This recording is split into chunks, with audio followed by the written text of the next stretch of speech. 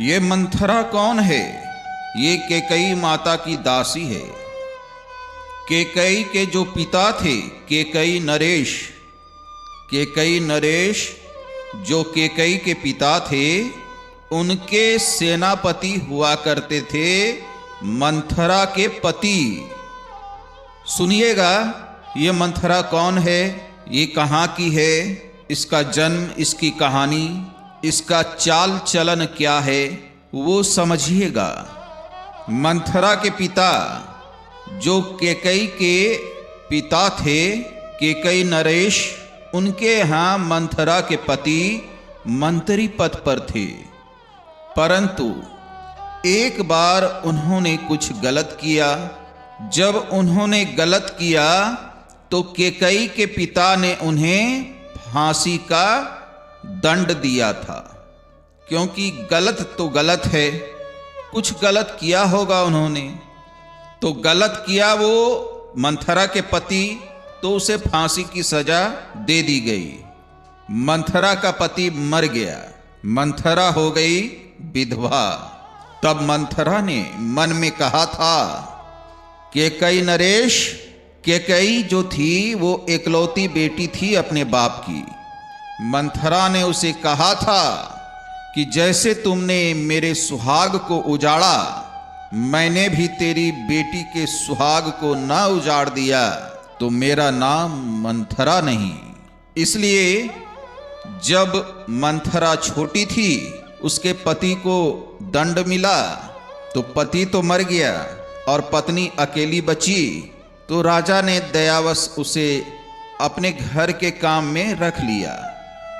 तो मंथरा वहां काम में रहने लगी, केकई का बड़ा ध्यान रखती। तो बचपन से उन्होंने केकई को पाला पोसा था, बड़ा लाड़ प्यार दिया। लाड़ प्यार ऊपर से था, अंदर से कपट था कि इसका विवाह होगा तो मैं इसको विधवा करूंगी।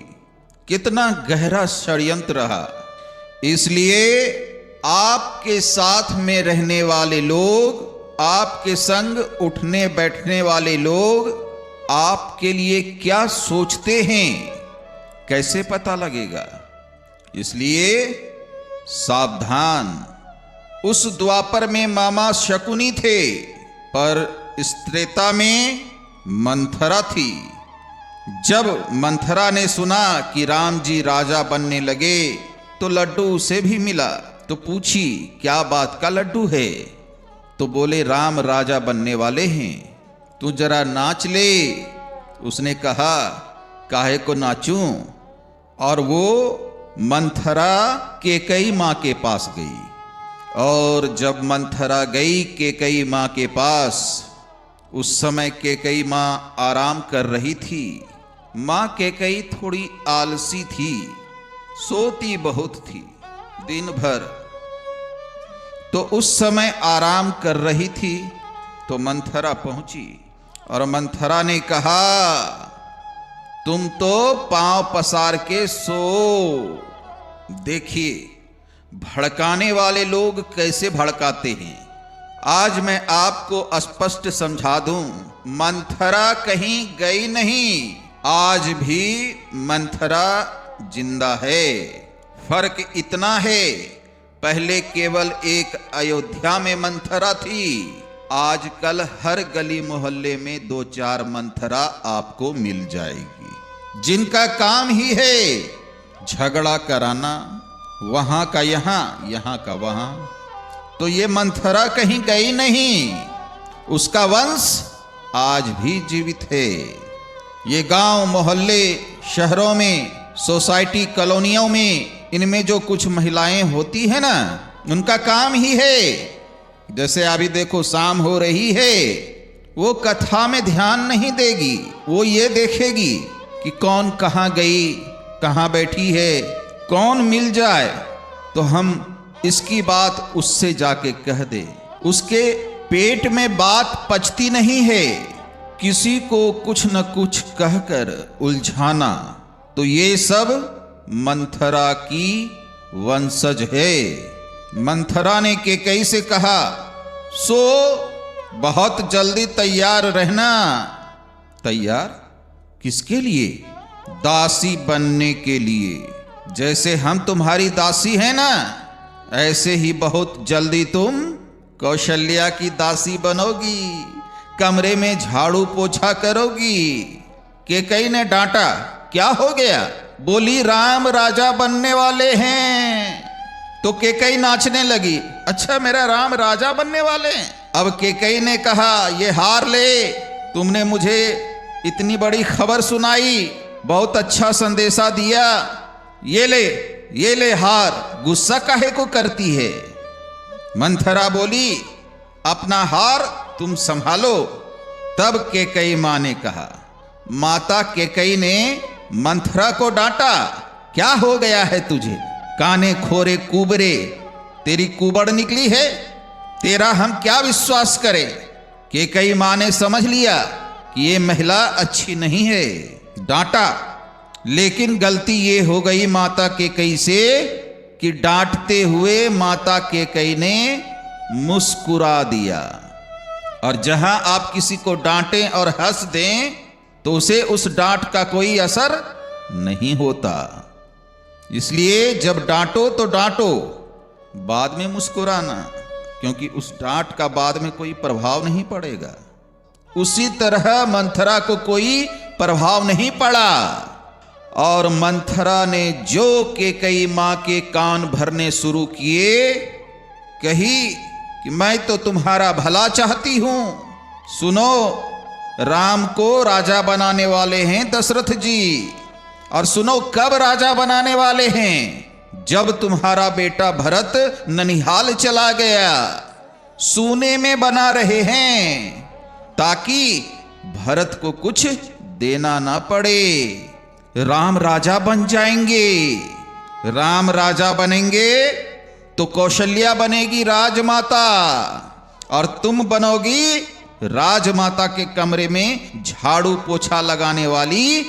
तुम तो सौत हो ना, सौत। सौत जानते हो? तुम सौतन हो। तुम्हारे बेटे भरत को बंदी बना करके बंदी गृह में डाल देंगे और पूरा राज्य राम हड़प लेंगे। ऐसी ऐसी बातें बोलकर मंथरा ने जब कैकेयी को भड़काया तो धीरे धीरे क्या हुआ, आप किसी से झूठ कुछ कहिए तो आदमी जब एक झूठ को 10 बार कहा जाता है ना, तो वो झूठ भी सत्य जैसा लगने लगता है। एक झूठ 10 बार किसी से कहा जाए तो झूठ उसे क्या लगता है? सत्य। उसी तरह मंथरा का झूठ माता कैकेयी को सत्य लगने लगा और उसे सत्य मान भी लिया। और धीरे धीरे मंथरा की बातों में आने लगी। कद्रु और विनिता। कद्रु कौन है? कद्रु है सर्पों की माता और विनिता है श्री गरुण जी की माता। कद्रु और विनिता में क्या हुआ था आप लोग जानते हैं इस कथा को? सुनिए। कद्रु ने सूर्य भगवान के घोड़ों को देखकर कहा कि सूर्य भगवान के जो घोड़े हैं वह काले हैं। विनिता ने कहा, नहीं ये तो नीले हैं।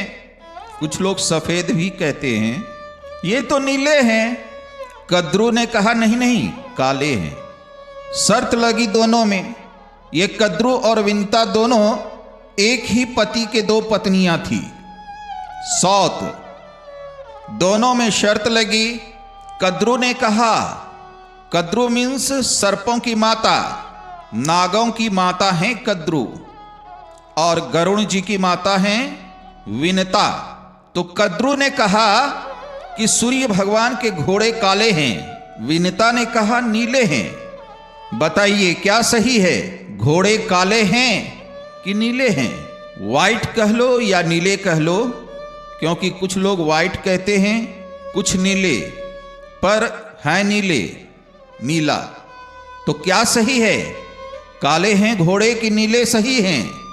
घोड़े तो हैं नीले, नीले थे, परंतु कद्रु ने कहा कि काले हैं। शर्त लगी विंता को लगा कि जब सही है तो सही है।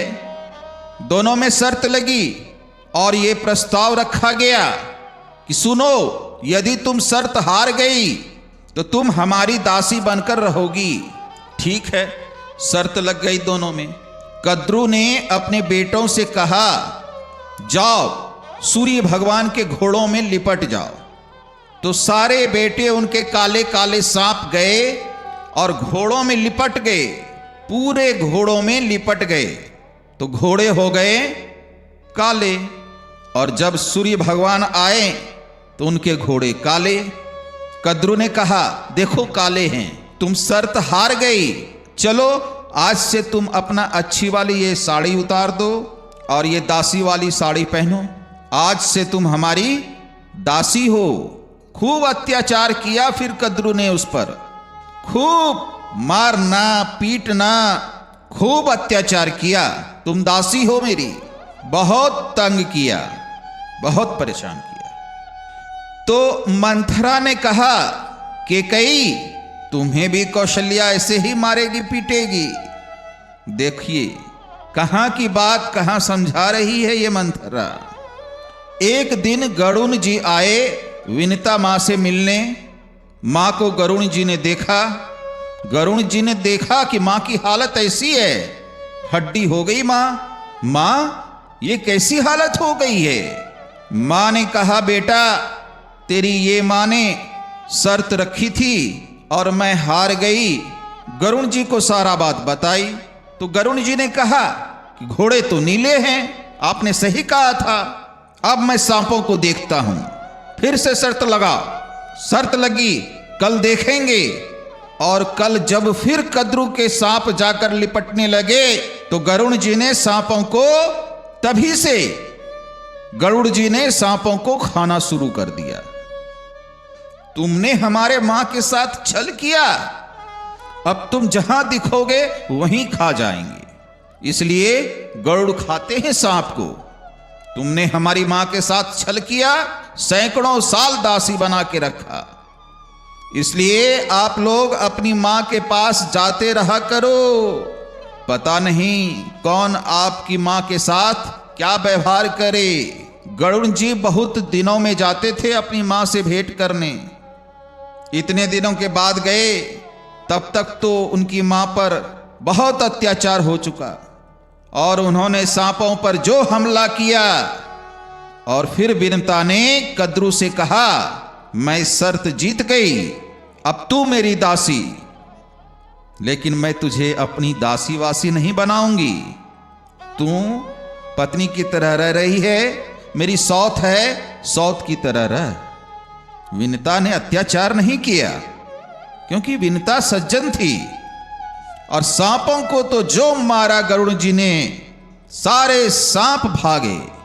तो एक सांप आकर यमुना जी में रहने लगा। उसी का नाम था कालिया नाग। यहां पर श्राप था गरुड़ जी को कि आप यहां आ नहीं सकते, इस क्षेत्र में, इस यमुना जी के तट पर आ नहीं सकते। इसलिए वो यहां नहीं आते थे।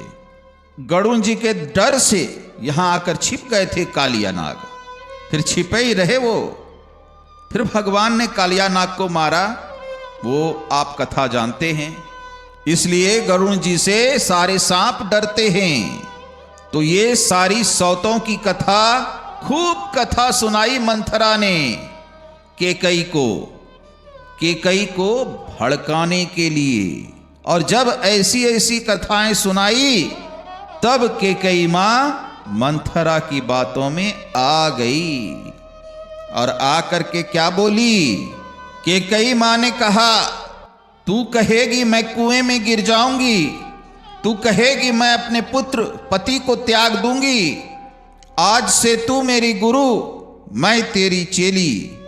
भड़काने वाले लोग भड़काते ऐसे हैं, उसको बिल्कुल ही कैप्चर कर लेते हैं, अपने वश में कर लेते हैं, फिर वो किसी की नहीं सुनता या सुनती।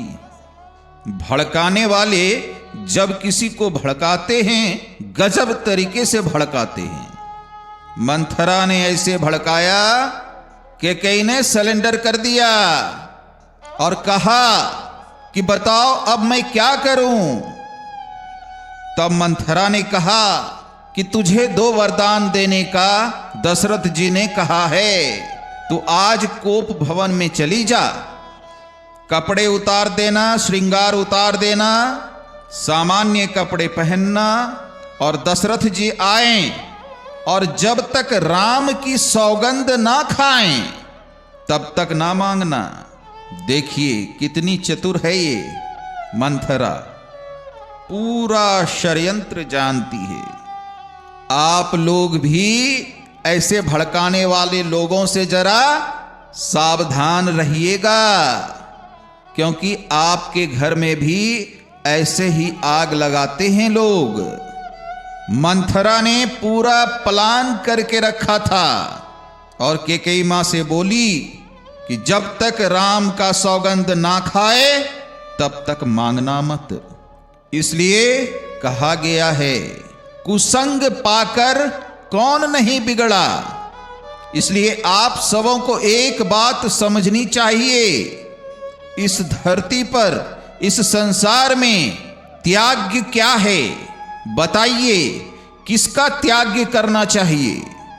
किसका त्याग करना चाहिए? कुसंग का, कुसंगति का। कुसंगति पाकर के कैकेयी मां बिगड़ गई। कुसंगति पाकर के कौन नहीं बिगड़ा। इसलिए आप अपने बच्चों को, अपने बेटी को, अपने बेटों को, अपने आप को कुसंग से बचाइएगा। कुसंग ही सर्वनाश करने वाला है और सत्संग ही आपका लोक परलोक संवारने वाला है। इसलिए सठ सुध रही सतसंगति पाई, पारस परस को धात सुनाई। सत्संग से बिगड़े लोग सुधर जाते हैं और कुसंग से बने लोग बिगड़ जाते हैं।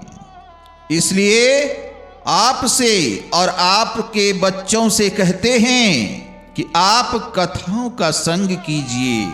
सत्संग ऐसी भक्ति है जो आपको कभी बिगड़ने नहीं देगा। सत्संग में कही गई इन सभी बातों का एक भी बात आपने मान ली तो आप अपने जीवन में कभी भी असफल नहीं होंगे।